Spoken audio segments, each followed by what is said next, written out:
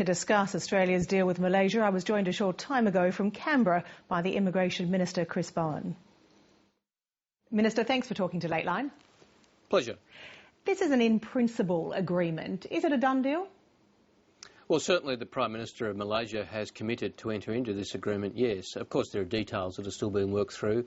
This has been negotiated with Malaysia over a period of 6 months. I first raised this with my ministerial colleague in Malaysia, Minister Hishamuddin, last December, and we've been working on it since then. Any sticking points that you can see? Oh, look, there's always implementation details and things to be worked through in what is a complex area in terms of transfers between one nation and another. But it's a commitment to enter into an agreement, and certainly the degree of good faith and cooperation between Australia and Malaysia in these discussions has been first class. Malaysia is a key partner of Australia in dealing with people smuggling issues. We deal with a lot of things together, and this takes that relationship to the next step. At a cost of $292 million, Australia is, quote, fully funding the arrangement. Why is Australia paying for both ends of this deal if it's mutually beneficial?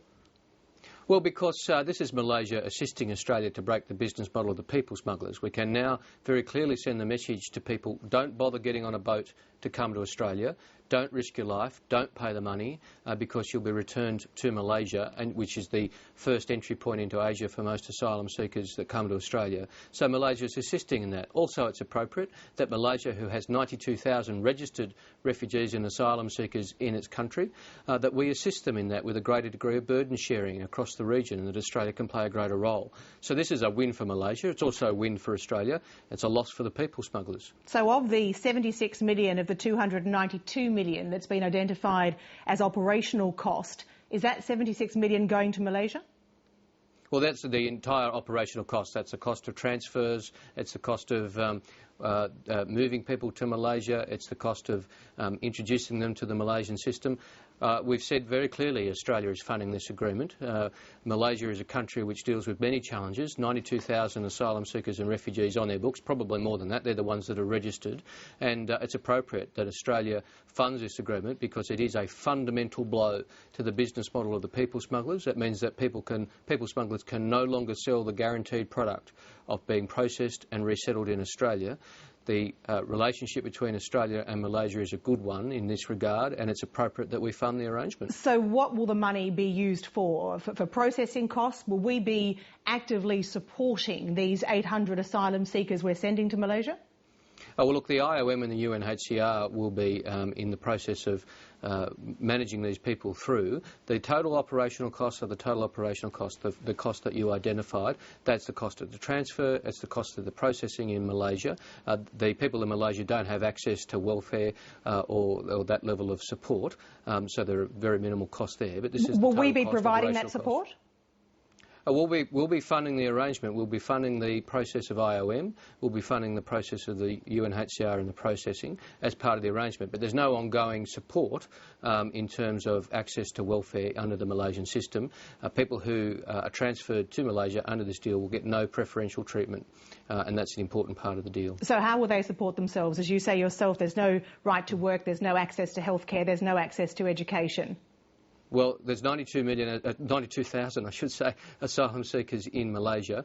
They support themselves through a variety of mechanisms. Of course, there's informal work that happens. Of course, there is, but there's illegal no formal work rights. There's no formal work rights, and that is what happens. Now, importantly, Ali, if you're concerned about the plight of asylum seekers in Malaysia, then people would welcome the fact that Australia is taking 4,000 more over the next 4 years. We are taking people who've been mandated as refugees, who've been waiting patiently in Malaysia for resettlement, people who are have fled difficult situations, particularly in Burma, and fled the regime there, and we are taking more of that load, and that's appropriate. Is it, though, a moral dilemma for the government and indeed for yourself as Minister? Because, of course, Australia clothes, houses, feeds, educates and looks after asylum seekers while their applications are being processed. And now a decision has been made to say, well, we'll keep doing that except for these 800 who won't get what the others will get in Australia. Is that a moral dilemma? Well, the benefit of this deal, as I say, Ali, is that it breaks the business model of the people smugglers. It's a huge disincentive to come to Australia. And to answer your question about the moral dilemma, it means that we can increase our humanitarian intake and we can help 4,000 more people. I find that something which is very easy to embrace on a moral level. It means that Australia can do more, and it's very easy in this debate to focus on one group of people, the people who make it into Australia. Let's focus on some of the others, on the 92,000 in Malaysia, and doing more for them, the people who don't get on boats to come to Australia, and the people who have been waiting for resettlement. Now, if we can do more for that and do more across the region, I think morally, that's something we can embrace with open arms. You've always rejected reopening processing centres like Nauru on the basis that they're not signatories to the UN Convention. Of course, Malaysia is not. Why is Malaysia different? Well, Malaysia has made a commitment to Australia that they will comply with the basic principle of the UN Convention on Refugees, which is they will not return people to persecution where they're in need of international protection. They've also made a commitment to treat people with dignity and respect and humanity, and that people will have their claims assessed. The UNHCR has been consulted in terms of this arrangement, and they'll be participating in it.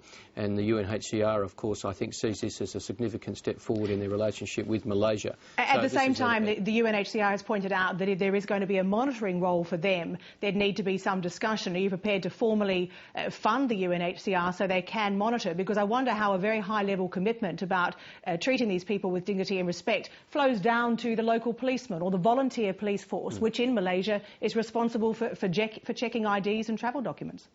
Well, we have been in discussions with the UNHCR. I've been in those discussions at the Geneva level, at the Jakarta level, at the Kuala Lumpur level, and these are discussions that we've been having and will continue to have. The UNHCR has rightly pointed out that there are still details being sorted through. But I think, Ali, if a sovereign government makes a commitment that people will be treated with respect and humanity, that should be respected in turn. It's a big step for Malaysia to say that they will abide by the agreement not to return people to a country where they may face persecution, that they will have their claims